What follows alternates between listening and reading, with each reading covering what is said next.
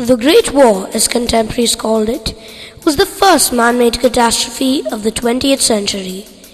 It was one of the most violent and destructive wars in European history. All previous wars were eclipsed by its scale of destruction. The Great War was without precedent. Never had so many nations taken up arms at a single time. Never had the battlefield been so vast. Never had the fighting been so gruesome. World War I marked the first use of chemical weapons, the first mass bombardment of civilians from the sky, and the century's first genocide. It was a struggle between Europe's great powers, the two hostile alliances, the Central Powers, Germany, Austria-Hungary, Bulgaria and Turkey, and the Allied powers, Britain and Empire, France, Belgium, Russia, Italy, and the United States of America. The number of men mobilized by both sides totaled over 65 million. Up to 10 million men lost their lives on the battlefield, and another 20 million were wounded. As well as all the great powers of Europe being involved, the war also extended into Asia and Africa. Troops throughout the Commonwealth rallied to support Britain. Over 3 million came from Canada, Australia, New Zealand, South Africa, and India. The USA also intervened in European affairs for the first time, with more than 100,000 American troops killed, helping to guarantee an Allied victory. World War I was the first total war in which the combatants mobilized all their resources, military, industrial, and human, on a scale never before thought possible. The term World War I did not come into general use until a second worldwide conflict broke out in 1939. Before that year, the war was known as the Great War or the World War.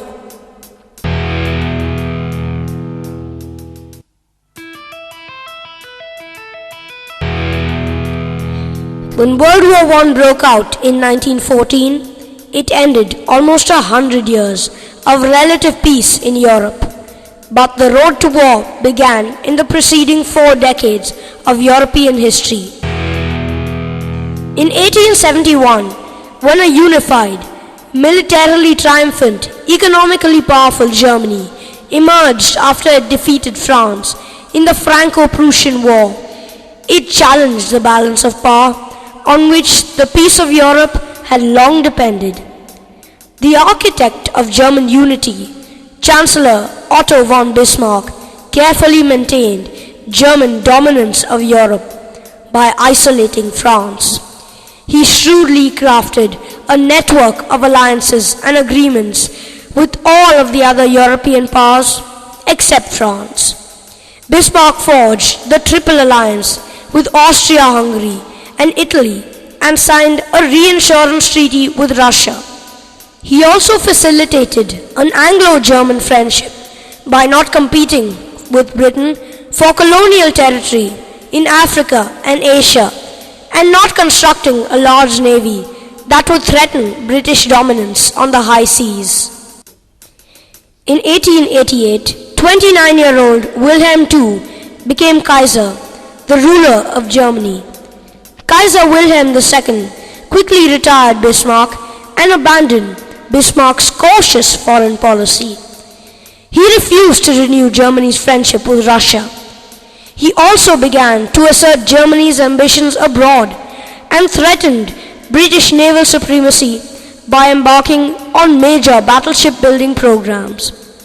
This prompted Britain to resolve its disputes with France and Russia and form the Triple Entente as a counter to the Triple Alliance.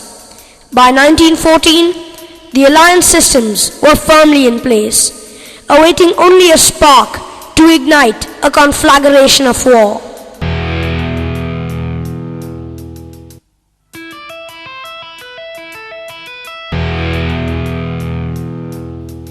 The spark was the assassination of Archduke Franz Ferdinand, heir apparent to the Austro-Hungarian throne, in Sarajevo on June 28, 1914 by a Serbian nationalist, Gavrilo Princip.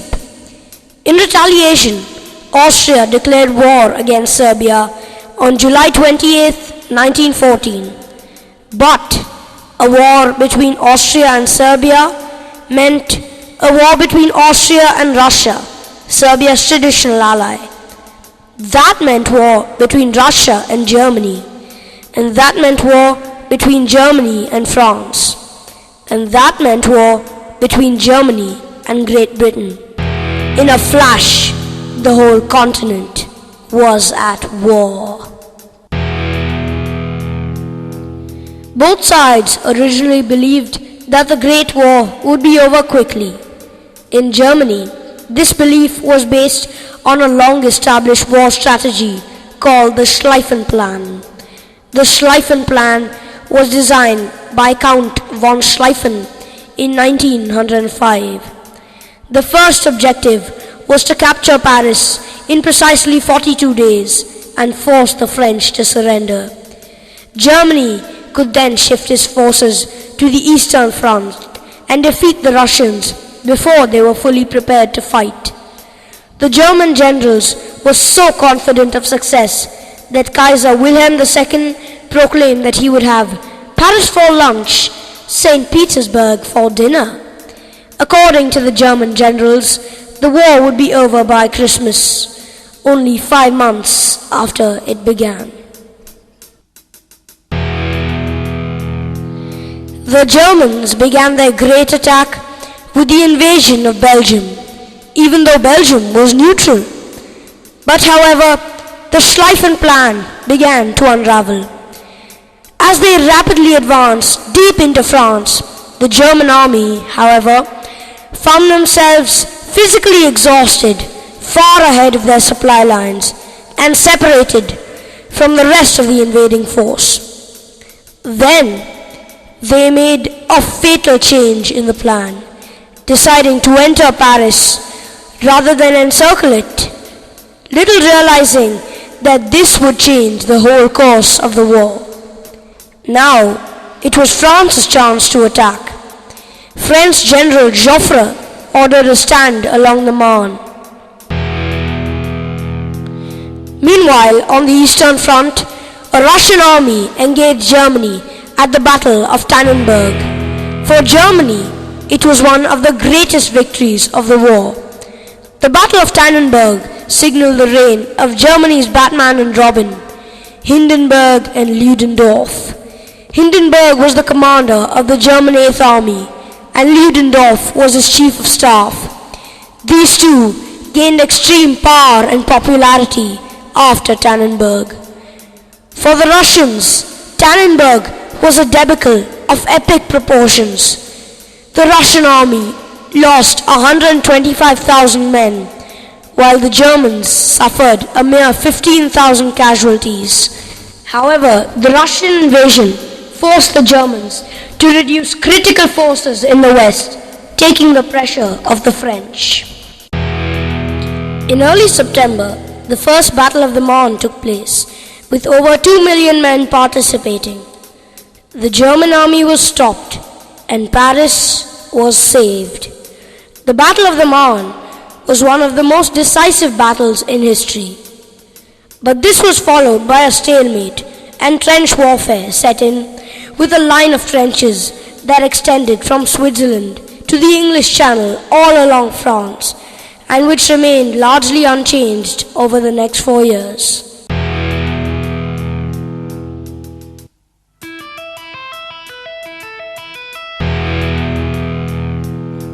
Trench warfare remains the lasting image of World War I.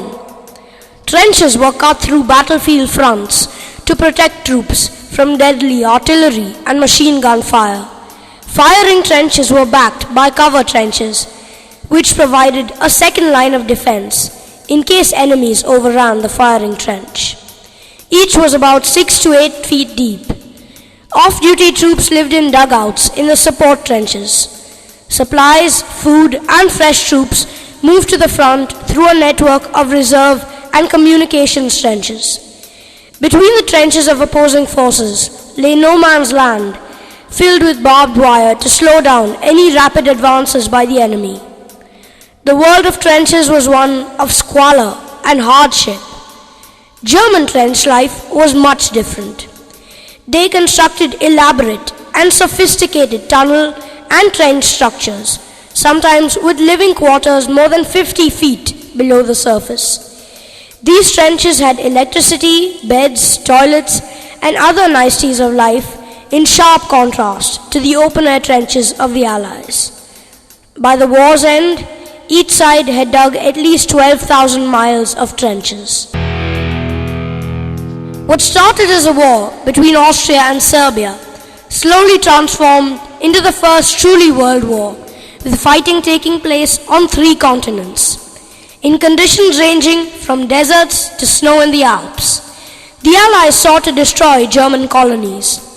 These smaller conflicts involved African, Indian, Japanese, Arab, Turkish, and Australian forces. In Europe itself, the war widened to include new nations and new battlefronts, from Italy through Bulgaria and into Turkey. In many ways, the war reached its greatest ferocity on a tiny peninsula guarding the Mediterranean and Black Seas, Gallipoli.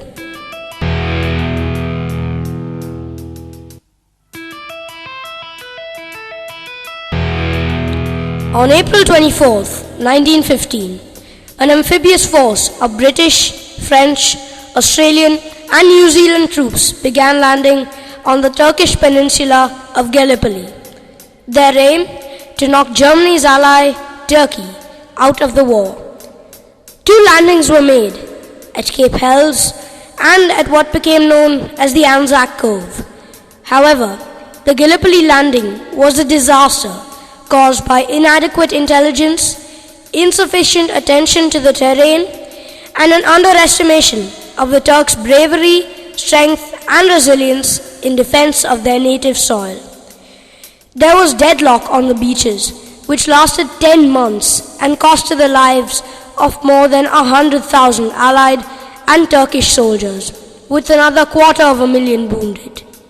The Allies finally had to withdraw.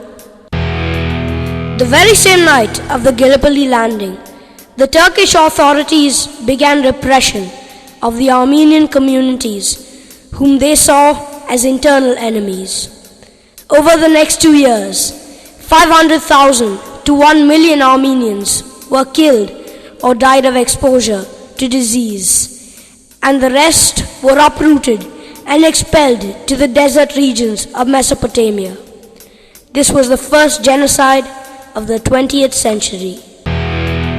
By this time, most armies had been developed, but the small British army was barely half the size of the others, with the exception of Turkey.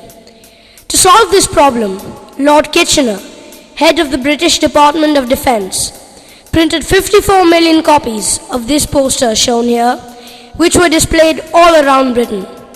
Thanks to Kitchener, the British Army numbered 500,000 by the end of the year. In many ways, 1916 was the defining year of the war and saw some of the bloodiest battles of the war. German General Erich von Falkenhayn developed a battle plan for attacking Verdun, France, a city protected by a ring of underground forts. It was to be a battle of attrition. He never wanted to seize Verdun for itself. His goal was to bleed France white.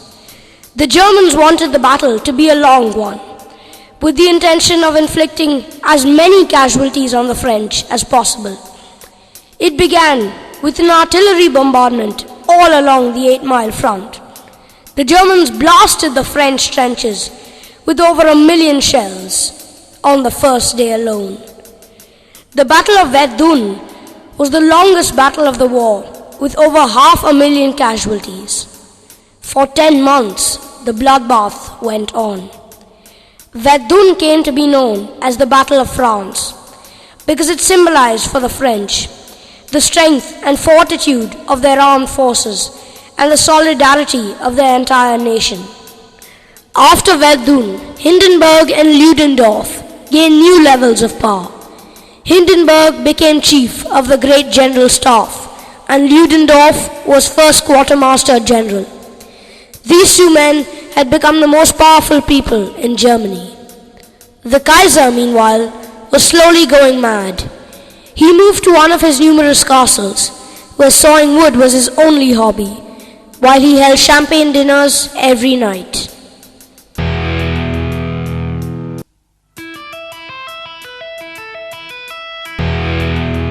If Verdun was a French nightmare, then the Battle of the Somme was a British nightmare. To draw the Germans away from Verdun, the British organized a massive attack across the River Somme. Before the battle, British General Douglas Haig ordered a massive bombardment of the German lines that would last a week and could be heard across the Channel in England. But the German troops were deeply dug in and the bombardment did not reach them. On 1st June, a warm summer's day, the British marched forward, some of them even kicking footballs as they went, and walked into a blizzard of machine gun bullets. Over 20,000 British soldiers died and 60,000 were wounded on the first day alone. It was the bloodiest single day in the history of the British Army. The offensive, which was intended as a decisive breakthrough for the Allies, instead became a slow battle of attrition, which lasted over 4 months and led to more than 1 million casualties. The cost for the meager gain of a few miles of territory was staggering.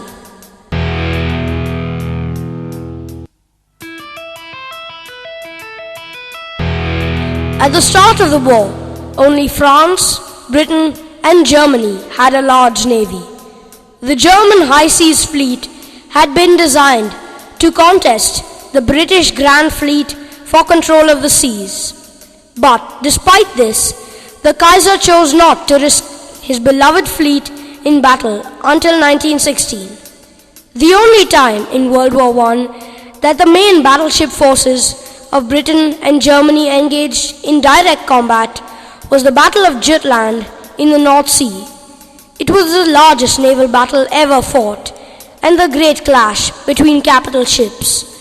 The British managed to outgun the Germans and the two fleets never clashed again. After failing to disable the Grand Fleet at Jutland, the Germans turned to a relatively new weapon of war, the submarine, in their effort to defeat Britain, leading to sea battles in the Atlantic.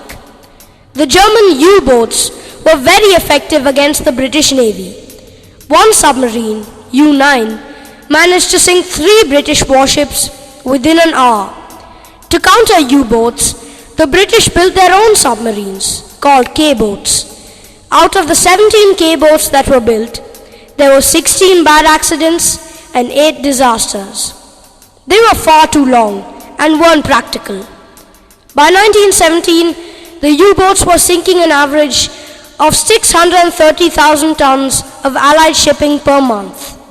Finally, in 1917, Britain came up with an answer to submarines, convoys, where unarmed ships would be escorted by naval destroyers. After convoys, the number of ships destroyed by submarines was halved. The British luxury liner Lusitania was on a voyage from New York to Liverpool when it was torpedoed by a German U-20 submarine. 1,198 passengers and crew died, including 125 Americans. The Germans rightly claimed that the ship was carrying arms, but the Americans viewed the sinking of the Lusitania as murder, bringing the US ever closer to war. The term home front, which was widely employed for the first time during World War I, perfectly symbolized this new concept of war, in which the civilian population behind the lines was directly and critically involved in the war effort. The years of strain in World War I became apparent in the events of 1917. It was a year of disaster for the Allies. The fearsome casualties caused by modern weapons of war, like machine guns, caused many combatants and civilians alike to question the ultimate worth of the war. In Russia, both the army and civilian population refused to fight anymore for the Tsar, who abdicated on March 15, 1917. Alexander Kerensky led the fragile democracy that emerged to govern Russia. But soon, Russian frontline soldiers grew increasingly disillusioned and engaged in open rebellion and mass mutiny. Russia collapsed into revolution and quit the war. Mobilizing anti-war sentiment, Lenin and his Bolsheviks quickly took over and signed an armistice with Germany. Meanwhile, Ludendorff ordered his troops to dig in and let the enemy attack them, rather than do the attacking themselves. Early in 1917, the German army in France retreated behind a new network of trenches, the Hindenburg Line. The French General Nivelle foolishly ordered an attack on the German trenches near their new system of defense, the Hindenburg Line. The Battle of Chemin-des-Dames was yet another bloodbath. The French managed to win just 500 meters of land and lost 270,000 men in the process. As a result, half the French army mutinied in 1917, refusing to undertake senseless attacks.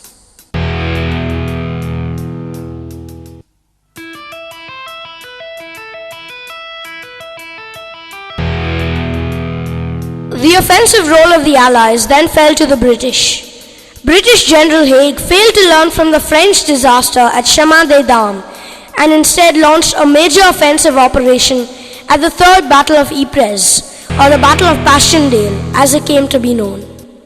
On the morning of June 7, 1917, the Allies set off a series of 19 giant mines dug over 18 months under the German lines southeast of Ypres. It was an initial British victory, but it was also the start of a journey into hell. The main attack went in over low-lying land weaned by watercourses. Constant shelling had churned the clay soil and smashed the drainage systems. This, combined with heavy rains, produced thick, clinging mud, which caked uniforms and clogged rifles. The shell holes filled with water. It eventually became so deep that in many places, men, horses, and pack mules drowned in it. The Germans added to the plight of the soldiers by using mustard gas for the first time in the war. What was supposed to be a thrusting breakthrough became a battle of attrition. Perhaps the battle's enduring epitaph is the phrase from one of Siegfried Sassoon's poems, "I died in hell, they called it Passchendaele."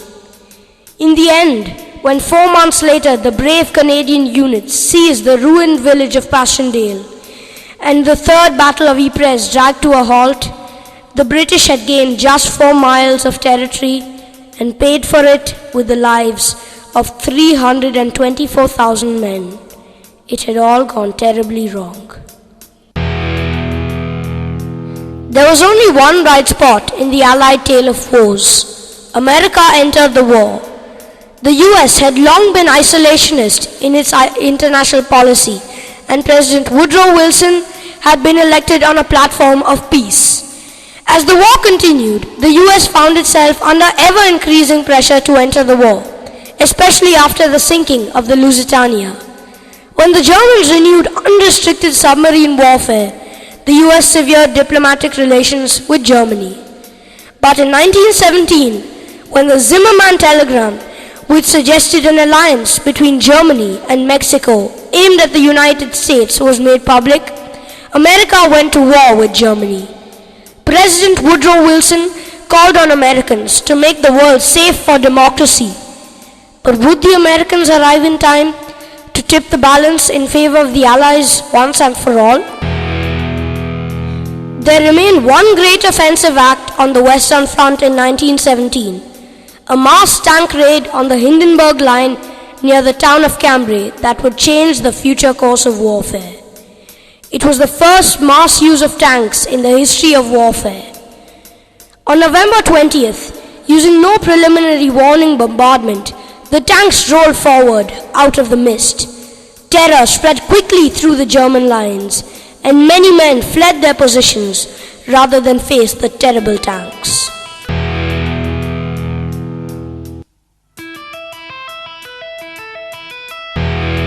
World War I saw the first air war in history. At the outset, both machines and men were raw and untried, and aircraft were used for reconnaissance. Before aircraft, long airships called Zeppelins were used by Germany to bomb Britain, and the success of these led to the birth of the fighter plane. The Germans eventually began to use the long-distance bomber by 1917. The best pilots were called aces, and the best ace was the German pilot, Baron von Richthofen, or the Red Baron, who shot down 80 enemy aircraft alone. Although great strides had been made, World War I ended before the air war had truly come of age. But the idea that the enemy could be bombed into submission from the air had been born.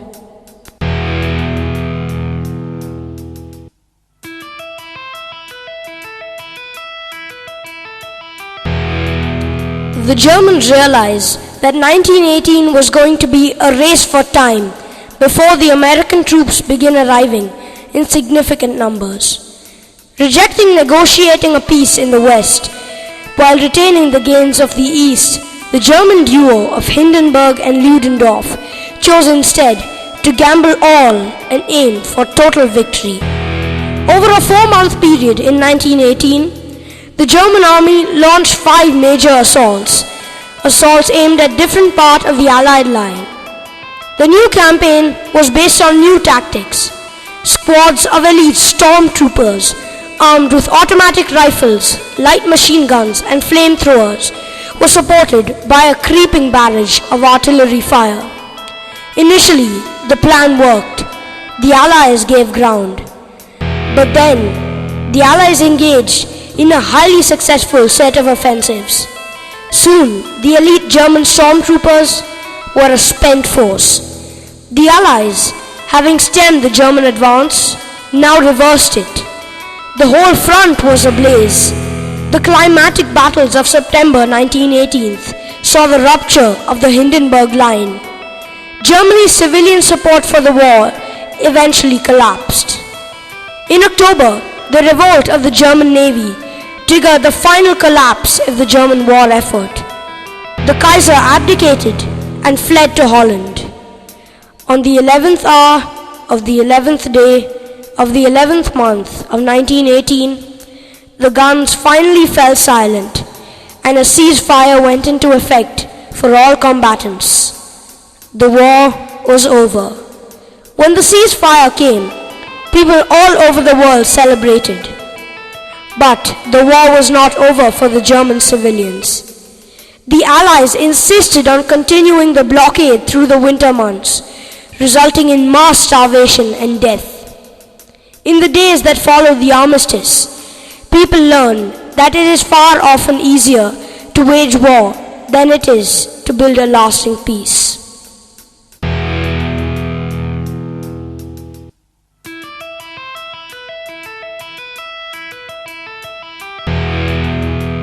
Woodrow Wilson arrived in Paris in December 1918 to negotiate the peace agreements and to secure a new world order, along with Lloyd George of Britain, Clemenceau of France, and Orlando of Italy.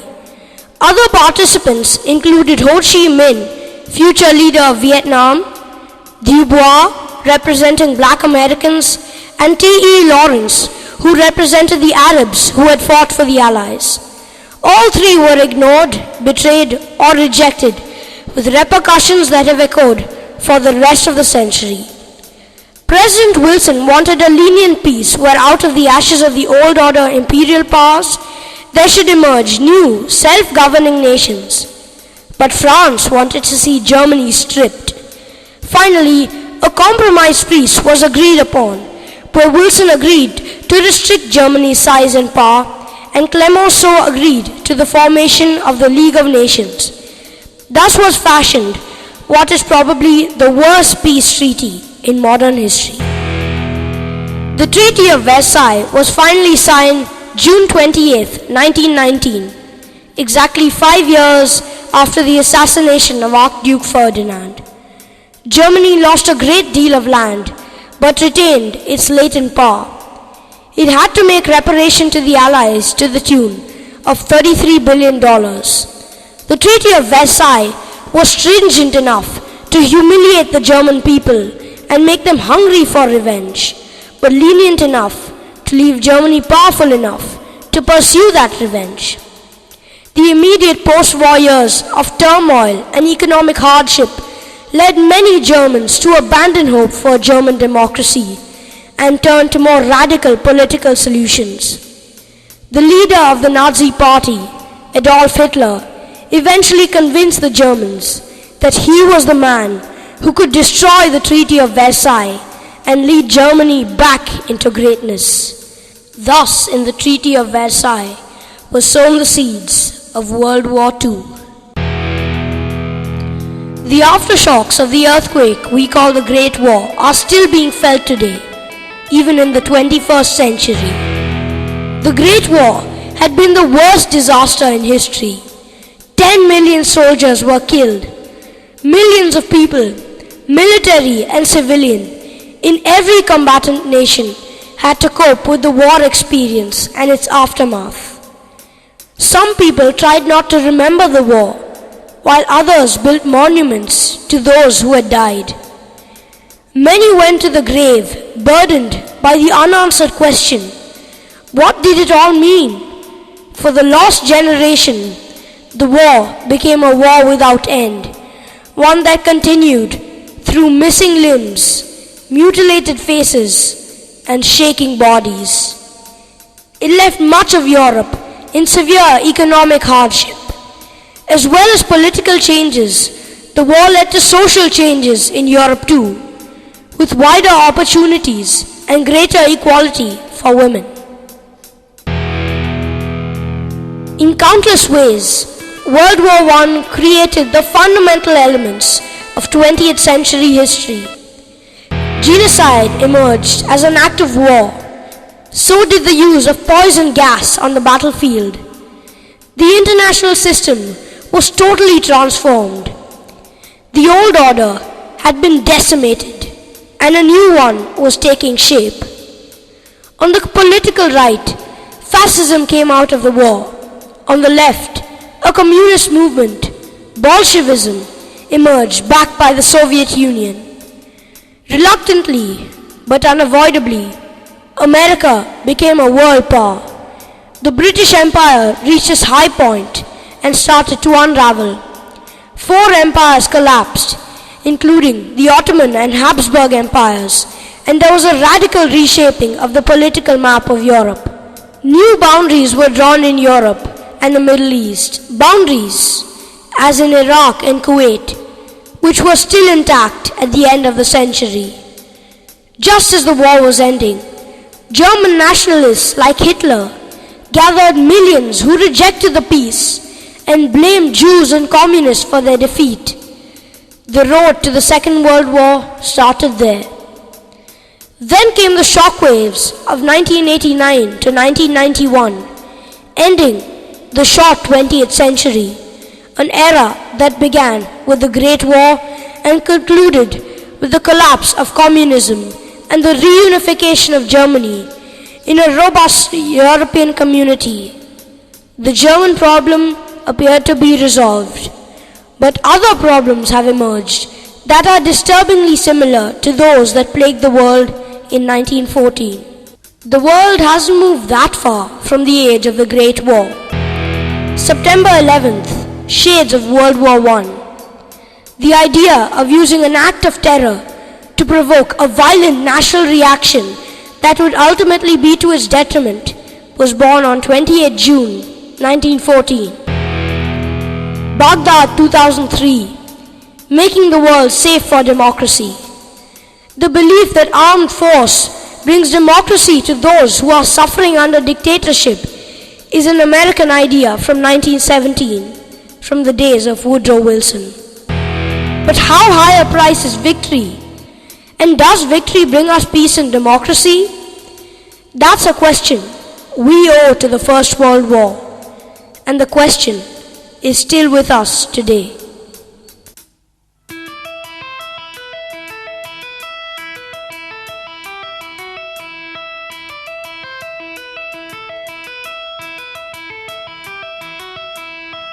In a foreign field he lay, lonely soldier, unknown grave. On his dying words he prays, tell the world of Passchendaele.